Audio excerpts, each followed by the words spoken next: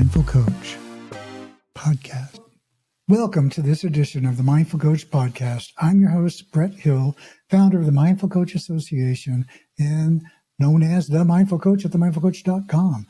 One of the reasons mindfulness and coaching is so important and powerful is because it provides the opportunity for the coach, for you and for me, to be present with other people in ways that are uncommon, in the sense that you're bringing more attention, more focus, more quality of your presence into the relationship, the coaching relationship, the helping relationship. So let's be clear, when I say coaching, that's just a placeholder for coaching, therapy, leading, counseling, advising,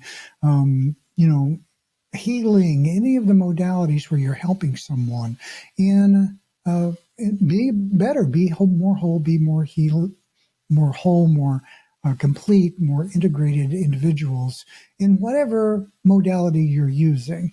That's what this is about. So I use the word coaching broadly here, and specifically about the professional relationship where a client comes to you to help them in some capacity in their life be better at what they do and hopefully with who they are. One of the most important things in your skill set, if you will, is the ability to be mindful and present on demand, on request. You can simply summon the capacity to be more present with who it is you're working with. That's a requirement of mindful coaching, is the ability to do that when you wish, because someone may make an appointment with you, and just before that you get a lot of bad news, or something goes sideways, or you have a flat tire, or you're struggling with your technology, whatever it is. You show up and the client shows up and your internal self is agitated, and consequently that's what you're bringing to the relationship in that moment. A mindful coach has the capacity to notice that, go, oh, I'm feeling agitated. I really don't want to bring that into this conversation any more than necessary. And then can take action in the moment to calm their nervous system and to focus on the task at hand, rather than injecting that anxiety and distress into the conversation. That's one of the key skills, is to be able to track your own inner state and make adjustments as necessary. Now, what I want to talk about this time is not only can you do that at will, but there's something pretty special that can happen whenever you are really, really paying attention and you're connected to your own senses in a deep way. So you can take a breath and connect to the core of your senses, noticing what's happening, noticing what your inner state is like. Like right now, I can feel sort of a caffeinated buzz in my energy, and then also can feel what I call this core, this centered part of me, that if I just tune to and take a few breaths, then my sense of that increases as I bring myself on purpose in the moment, and hopefully non-judgmentally, which is the John Kabat-Zinn definition of mindfulness. Then I can bring more of that into my awareness. And whenever I do, my whole system calms down. I feel more connected, more centered, more grounded, and resourced. There's space to facilitate what is my observations of what's happening, my senses of what's happening in the moment. And right now, I'm talking to a camera, to a screen, and I'm doing so while imagining that there's someone listening to these words that matters, and that I care about your world, and that you can hopefully get some value out of this. Now, what I'm going to say next is that in this state where you're connected to yourself, now you have the opportunity to connect with another person in an uncommon way. And uncommon, I mean, it's uncommon for people to get connected in conversation, in a helping relationship, to someone who is authentically paying attention in a high resolution way, in a refined way, on purpose in the moment, bringing all of your senses to bear. So whenever I'm working with someone, it's about, what am I seeing? What am I feeling? What am I hearing? Who is this person? How are they impacting me? And not so much their story, even though I am interested in the story, but it's more along the lines of, who is this person? Now, this is what this topic is about today. When I do that well, when I'm kind of in the zone, something very interesting happens. Now, this is true for me, and it's true for others as well, because I know that my neurology is not unique on the planet. I mean, we're all unique in some way, but we also have a lot in common. When I am in this more spacious place, I not only have the capacity to connect and feel and sense and process my impressions and observations about another person, but something interesting happens. I start to have thoughts, curiosities, feelings, impressions about the individual that I don't have any way to know if it's so or not. And so I'm going to call these impressions, but some people might call them intuitions. And I might too as well. So I might have the thought, I wonder if this person grew up on the East Coast. Or I wonder if they had brothers and sisters that were a big part of their world. Now, of course, that's something you can ask of anybody. I'm not trying to demonstrate psychic awareness or oh my God, how did you know that? Like to some crazy degree. I'm talking about just noticing what comes up in me naturally, organically, that I get curious about. And they might be details about someone's life that I don't have any way to know based on what they've told me. That's the key to underlining that. Impressions or hunches or thoughts or intuitions about someone that you don't objectively have any way to know. There's no, if you played back the script of what someone said, they wouldn't necessarily say, oh yeah, I grew up on a lake.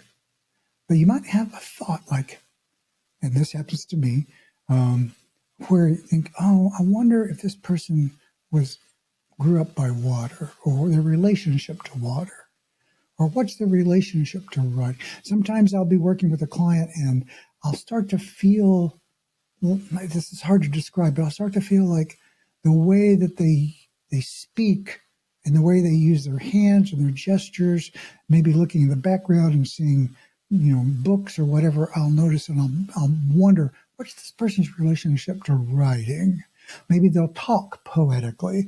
They'll use a turn of the phrase that sounds nuanced, considered, conscious. Those words will cause me to wonder, this person, I wonder if they have a unique relationship, an important relationship to words. And when I get an impression like that, which is based on not only, it's based on actual observation, like I'm noticing their words and go, oh, I wonder about that. That's just a purely objective sort of observation, right? This person uses language in a unique way. I wonder why they do that. So there's what I would call Sherlock Holmesian style observations. But then there's also this impressionistic level of like, I wonder if they're a poet. And so I might often offer in some readings, not in all readings, some people are not open to these kinds of things. I might say, do you write poetry, or is there something in writing that's important to you? And frequently, because I have done this kind of enough in my own work to know, that lands.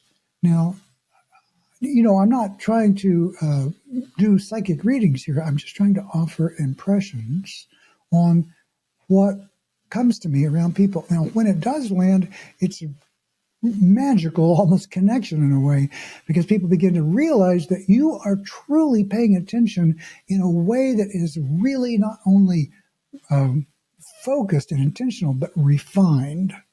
That you're picking up on subtle impressions and cues and clues that other people miss.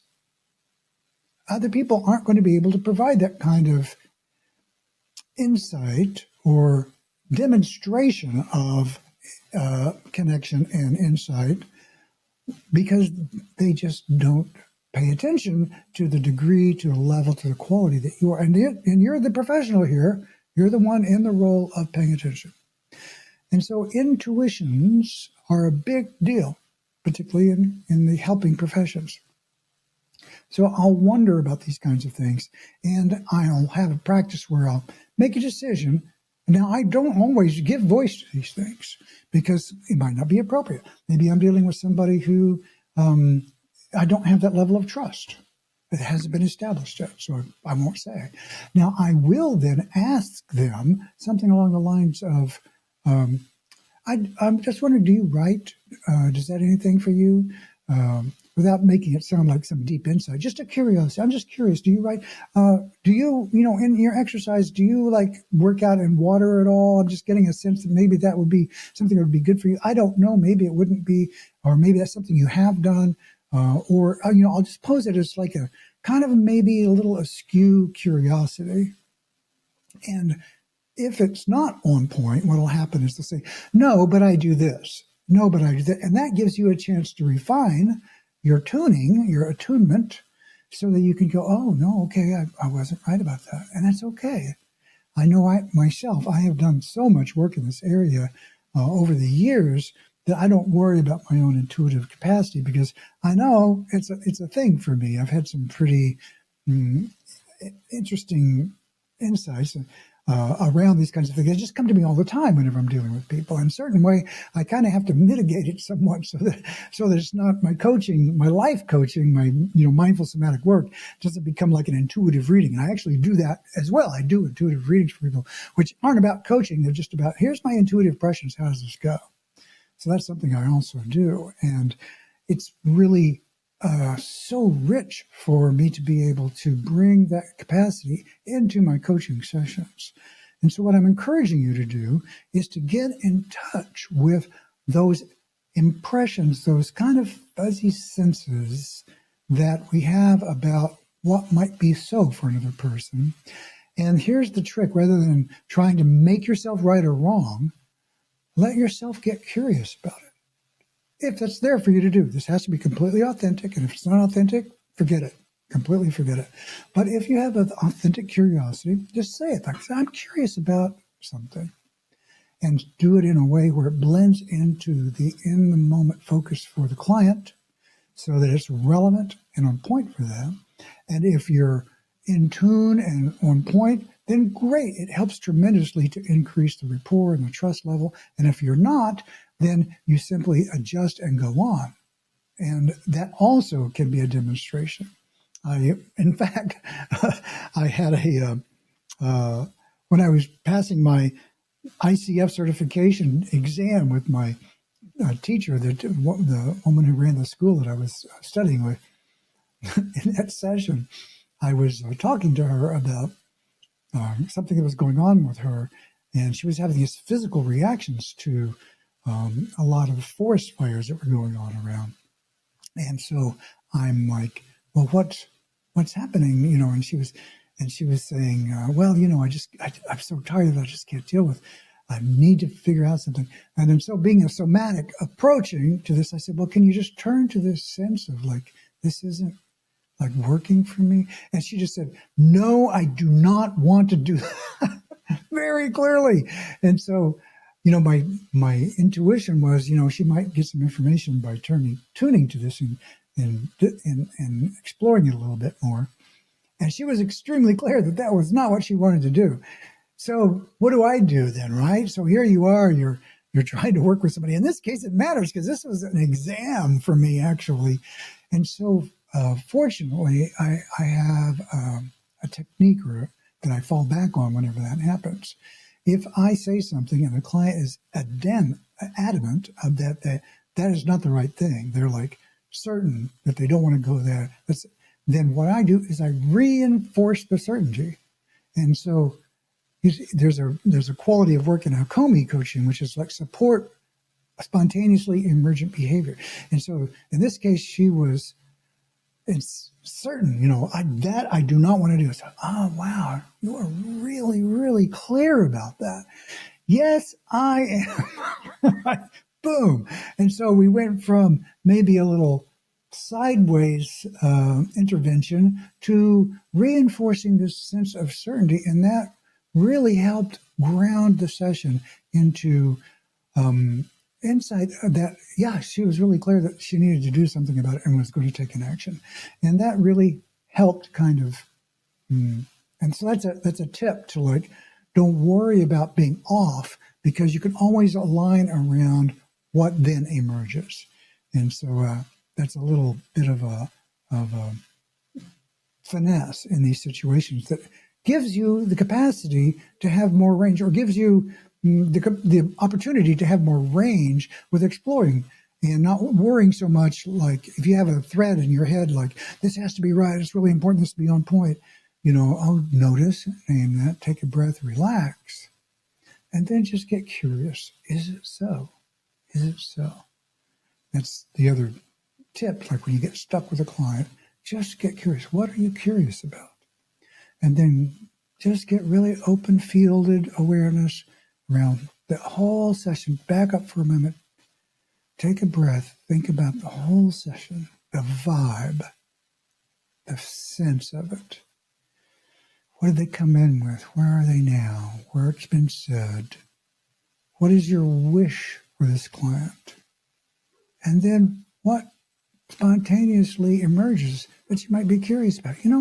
I'd really like to hear more about this anxiety you were talking about a moment ago. Or in coaching, often I want to facilitate towards resilience. So rather than leading to the anxiety, I might say, so I'd really like to know more about what it is you're hoping for in this relationship or this work or in our coaching or whatever. Just have them land on something that you're curious about that's going to help give you more connection, more information, more,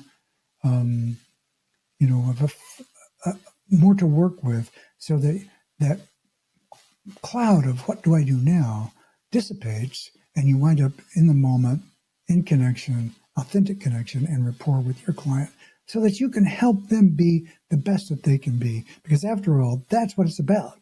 And that's one of the many reasons why mindful coaching, mindfulness in coaching and these helping relationships is so crucial and critical. So just to restate, practice taking a breath, clearing your own energy, clearing your own, and by energy in this case, I mean your own state of inner static. Like if you've been busy, get centered. I do this with my clients. And the first thing we do is spend 2 or 3 minutes just taking a breath and getting centered. And if they don't want to go along with it, that's fine. I do it for myself and also to model what it means to transition. So you just center, take a breath, relax, get really clear. Let your open awareness with a very high degree of sensitivity align and focus on your client. Notice the dance of impressions that come your way, and give voice to things that you're curious about, even if they're, like I said, they don't have their both feet in completely objective senses. So I'm curious about this. I wonder about that. That this kind of a skill is exceptionally powerful, and it only gets better if you practice it. So if you're worried about, how off can I be, then look for situations where it doesn't really matter that much, that you can begin to practice. And if you're way off base, so what? And maybe that's with complete strangers sometimes. Before I wrap up, I'll tell you a story like that, where I often will do that sometimes whenever I'm practicing being present. If I hang out with anybody for any period of time in a one-on-one situation, I start to get this dance of intuitions that I can't ignore. It just comes to me. And so one time I was in a photo shoot. I was going to be on the cover of a technical magazine because those of you who may have read my bio know I used to be in technology, and I was, reasonably popular within my technical field. And so consequently, I was on the cover of this magazine, and this photographer they had hired to come and take pictures for the cover, and I was with him for a couple of hours. And after a while, I started to kind of tune in because that's what I do. Tune into the guy. We were having a nice relationship. It was nice, but it was professional, all above board. I'm never going to see this guy again, right? And for some reason, I don't know why, but that's one of the clues about intuition is you don't know why you have this impression, but you have an impression. I had the feeling this guy grew up by a lake. Now, that's crazy talk, right? It's like, but how are you ever going to know if these things are true or not unless you find out? So I just said to him, because it was a very low risk environment, very low, said, I know this is going to sound a little odd, but by any chance, did you happen to grow up by a lake? And he just almost like dropped his camera. He's like, well, wait, what? Yeah, I grew up in Minnesota. We lived in a lake house. I was on a lake my whole childhood, and it was a big deal. So I've had so many of those kinds of things that I know that the impressions that I get aren't always, or there's something there. I've had enough proof in actual testing to know that there's something happening there. That doesn't make it 100% guaranteed, but it does make it a resource. It does make it something that I can use in my personal life and my professional life. And I have to say, it's a pretty rich place to live, where you have those kinds of resources available to you. And that's my wish for you. I'm tracking my wish for you, as I remember earlier. So I'm sitting here talking to a camera, and I'm hoping that you who are listening to this, that these kinds of words, these kinds of stories can resonate with you in some way and open a field of awareness in you where you can begin to attune to this world of connection that's beyond the physical. And the only way to do that is to first connect to the physical. You have to connect through the body, through the senses. And when you do that with yourself really well, then this other opportunity opens to extend into a different interpersonal, relational, sometimes I call it the meta field, the space between. Because that's really where the juice is. And after all of our work is in this space between us. And so that's my wish for you, is that you can learn to have this really rich connection to this bigger field of this invisible world that lives within us and between us. And so with that said, once again, I'm Brett Hill, the Mindful Coach. If you like this kind of stuff, subscribe to the channel, leave a mention. Would love to hear from you. I am the founder of the Mindful Coach Association at themindfulcoachassociation.com, where you can join, if you're aligned with this, for free, be a member of a fabulous community of like-minded peers who are all doing amazing, courageous work to bring more goodness into the world mindfully. And there's so many good people there. And we just had a community meeting and like 24 people show up. Is a really powerful experience.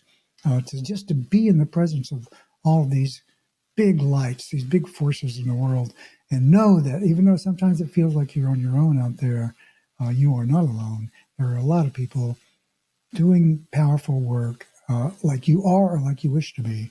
And I'm on a mission to help you do that. You can reach me at themindfulcoach.com. I also do one-on-one work, as well as I have a course on how to be more mindful and present as a coach. Please check that out if you're interested. And of course, you can write to me, Brett at themindfulcoach.com. I'm always happy to hear from listeners. So blessings to you, and that's it for now. The Mindful Coach Podcast is a service of the Mindful Coach Association.